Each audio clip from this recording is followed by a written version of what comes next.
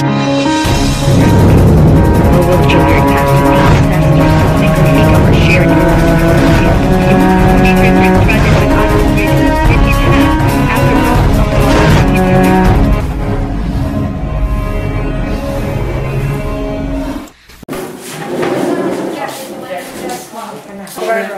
start.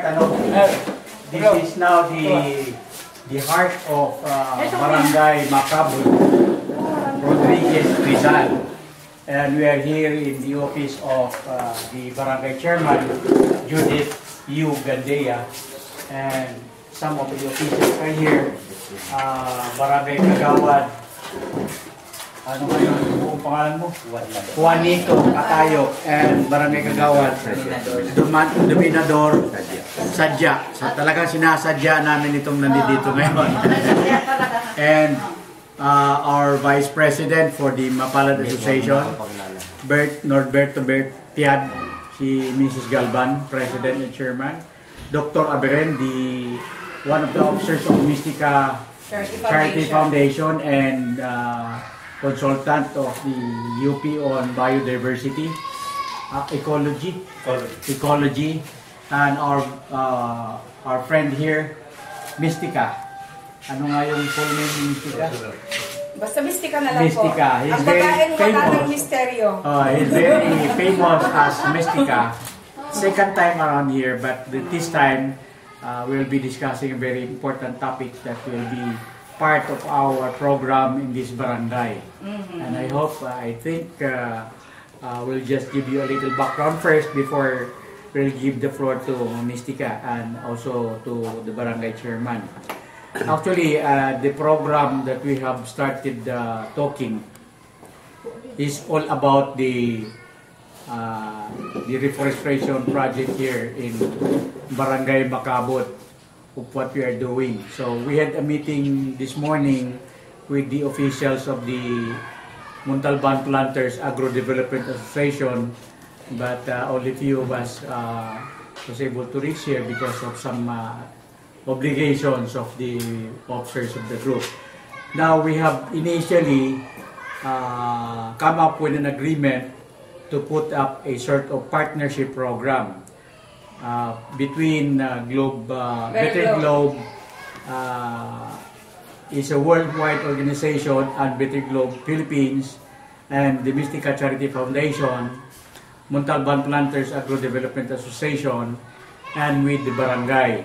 So after our meeting, since it was approved by the majority of the officials of the Montalban Planters Agro-Development Association, so this time we'll present this to the barangay for whatever purposes that we'll be doing this for the Barangay Mapalad and its project and program for reforestation and poverty alleviation program, which is the same with our group, yung aim and purposes ng organization natin, aim and purposes ng barangay officials natin, the same with the organization of Dr. Abrin and Mystica. So we are planning to joining our efforts together.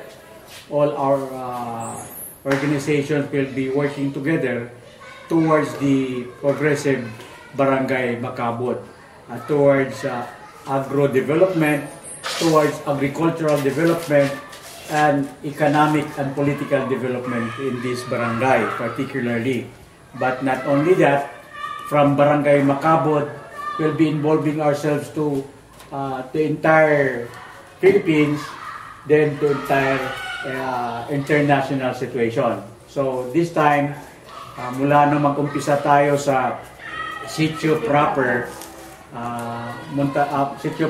Mapalad Planters Agro-Development Association, hanggang nagiging Montalban Planters Agro-Development Association, and by this time, from the locality of Barangay Mapalad to the national scope of our effort, then now we're going an international situation because of the coming of the group of Mystica.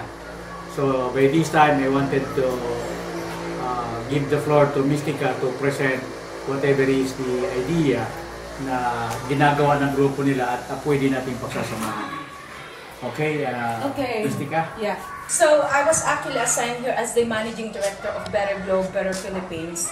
But our main office is actually in Kenya. But this is a Norwegian company. So they chose Kenya kasi we've chosen the best quality mahogany, which are these, they call them mukaw. These are tropical mahoganies that are only suited for that kind of climate and of course with that kind of land. Tinatawag na arid and semi-arid lands.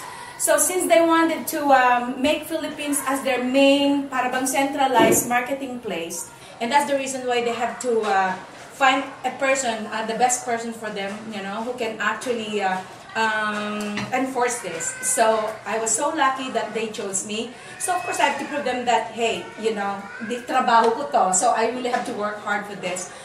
But since for me, it's not only eradicating poverty, kasi yun ang inano nila, sinabi nila sa akin, our main purpose is to eradicate poverty in Africa. So I said, okay, if that's your main purpose, then you are choosing the wrong place. For me, to go out right there and tell to the people that, okay, I'm here because I wanted to eradicate poverty in Africa. Then, right then, babarilin nila ako. Diba? So sabihin nila, bakit mga Africans lang ang tinutukoy mo? So I had to come up with an idea na why don't you give us a certain amount also, for example, para yun din ang gamitin namin for a plantation here in the Philippines. So, nag-ano kami ni Dr. Aberin, and because Dr. Aberin is actually from UP, and of course, he's got a lot of ideas when it comes to tree planting, forestry, and stuff like that. So, he was able to introduce me to lots of people who are into tree planting as well. Pero, mas maganda na instead na i-spread out yung mga gusto naming itatanim dito into different organizations. Katulad niyan, we've managed to meet Kamsur Governor kasi meron din silang plantation doon and their aim is to plant 12 million trees by 2012. So, fortunately, when I met them, tamang-tama pagdating nung MOA nila, and then I met this group. Para bang it was a coincidence na, wait a minute, Mystica, sabi siguro ng Lord, no, Mystica, bago mo isa yan, you have to consider itong Mapalad muna kasi nakita ko sila. Akala ko, I was going into a political or religious affair or event lang, and then I didn't realize na eto pala, into mahogany tree planting. So when I came here and then I saw, my God, this is reality. Para bang kung ano yung ini-envision ko, 20 years from now, nandito na pala. So I was able to tell the story to my boss, and I've told him that, hey, this is it. Why do we have to go somewhere else like Kamsur? Well, in fact, it's right here. It's very accessible to me. It's very close. And each time that anybody would like to see, kasi kailangan nila ang proof. Asan ang proof mo kung talagang you are into mahogany planting, whatever. At least, I can show them that, okay, in every tree that's gonna generate some profit in Kenya, magtatanim din kami ng trees dito in the Philippines. And this is gonna be it. Diba? So, i-donate po namin yung 10%. And then, iba pa yung in each donation, kasi ang namin dito, ang package donation namin is 1,000 per tree. So obviously 10% is gonna come here to Mapalad, and then 1 euros, which is equivalent to 60 pesos, mapunta sa trees. So yung 10% mapunta sa kung ano yung expenses, and then maintenance and everything, and then yung 1 euro is gonna go for the trees, for the seedling or whatever. So noong inopen ko po kay Sir at saka si Madam, and sabi ko, Madam, naghahanap talaga ako ng the right people to give this, kasi I've started giving some donations already. Mahirap kasi magbanggit. Hindi ko na alam kung na-plant ba yung trees o hindi. So, sayang po yung pera namin. And I don't feel so proud to go back to my boss and say, asan yung trees na i-donate mo? Hindi ko po alam saan ba itinanim. Diba? Ako yung mapapahiya. And of course, if I'm going to encourage all these investors, sasabihin ko na 10% was planted in the Philippines, tapos wala akong naipapakita, mapapahiya talaga ako. So since na here, you've already proven enough, not only enough, talagang more than enough, para maipakita talaga nila na there is right there, reality talaga. That they don't have to go to Kenya, di ba? kundi dito mismo makikita na nila. Because I've been to Kenya and I have some video footages, some pictures to prove it to them na talagang I was there at makikita talaga nila yung plantation. Here, wala pa kasi may pakita noon. Puro ako na lang sabi ng sabi. And each time that I meet organizations or whatever, ang dami akong na ano na, of course, dito na lang. Of course, anybody can say, just ask, kami na. Pero, puro salita. I want something solid right there. Saan ako? Doon ako sa may nakikita na o doon sa puro salita? Of course, doon na ako sa may nakikita na. And here in Mapalad, dito nakikita ko na. Okay, if you can see right behind me, it's actually an 18 years old. Am I right? It's an 18 years old. So we're talking about almost 20 years old. Okay, so with our program, I was telling you that mahogany, it takes a maturity period about 20 years. Okay, so this is a good example behind me. Okay, 1, 2, 3. These are the biggest ones right here. So the first ones, when I was there, you know, I thought that's gonna be it. This is actually the real thing I am looking at here about 20 years. So I can't believe this. These are really huge.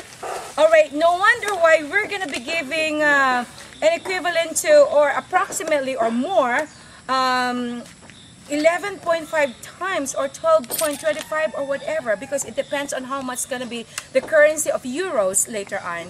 So can you imagine that after 20 years that they're going to be you know, harvesting all the mahogany trees in Kenya and at the same time here in the Philippines. And this is actually the final result of how big that tree is going to be. Look at that. Wow, this is a really great, fantastic reality of it. Okay, so ladies and gentlemen, I'm encouraging everybody to donate or adopt or invest, okay? Because it's just a matter of choice. You know, it's either you feel that you are donating it, it's either you feel that you're going to be adopting the tree, or if you feel that you are going to buy the tree. Means to say that it's all the same kind of idea that you're gonna get 12.25 times, because if you're gonna pay or if you're gonna buy or if you're gonna adopt a tree right now, we are still giving you the 15%, okay, 15% starting on the 5th year up to the 19th year. Okay, so we haven't changed it yet. That's why we're still with that program, which is 12.25 times. All right. So as you can imagine, that's also the reason why we are giving up that much money in Kenya, because it's just going to be the same thing. They're going to grow like this, they're going to expand like this, and since Better Globe Forestry is going to be the one in charge in planting them, and they're going to be the ones in charge of taking care of them until they really grow, they really expand so big in 20 years time, and then they're going to be the ones harvesting them as well, and at the same time they are going to be the ones selling them to different companies later on. So that's going to be a big responsibility of Better Globe Forestry. Okay, talking about here in the Philippines, since we already have a tie-up with the Mapalad, where I am right now, Mapalad, that's actually here in Macabud, Rodriguez Rizal. Okay, Rodriguez Rizal. Okay, so we now have a partnership with them, and it's time that we plant mahogany trees in Kenya for profit, and then we're going to be planting a few mahoganies also. So that's going to be a part of the donation package that we are going to sell to donors or whatever. So this is going to be a great idea that we're not only talking about Kenya right now, because we're going to be proving to them that it is actually happening here in the Philippines. So nobody is ever going to question anymore if we have some plantations here, because here you can see the reality. Meaning to say, we're not just talking, we are actually talking and doing, and we're going to be doing more later on. Of course, with the help of our government officials right here, the barangay captains and the barangay officials. So with them, they're going to help, you know, us big time. And as we know, we already have a lot of beneficiaries, because we're going to be helping about 4,000 people right here, farmers, you know, most especially, because the number one sources of their income right here is farming, especially vegetables or some poultries or fish ponds or whatever. So that's going to be a part of our project as well.